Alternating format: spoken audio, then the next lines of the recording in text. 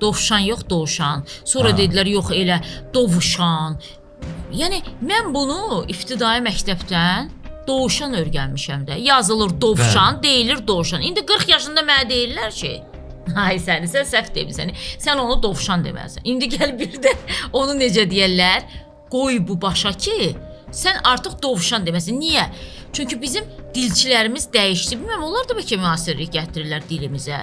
Yoxsa necə olur ki, zamanla bizim öyrəndiyimiz şey birdən-birə bir gecənin içərisində dəyişdirirlər. Məsəl üçün, dünənə qədər ABŞ deyirdik, sonra dedilər A, B, Ş deməlisən. Ondan sonra mən də ümumiyyətlə nə ABŞ deyirəm, nə ABC deyirəm. Deyirəm ki, Birləşmiş Ştatlar. Çünki mən onu yadıma sala bilmirəm. Mən 100 il xəbərdə oxumuşam. Düzdür, mən o qədər yaşım yoxdur. Tutaq ki, deyim də 10 il xəbərdə oxumuşam ki, ABŞ-ın prezidenti, ABŞ-ın dövlət katibi, ABŞ-ın məsəl üçün hansısa ştatının, məsəl üçün qubernatoru və gecə dilçilərin bir neçəsi deyir ki, ABŞ nədir? Azərbaycan dilində ABŞ var, A hərfi, B hərfi, Ş hərfi var.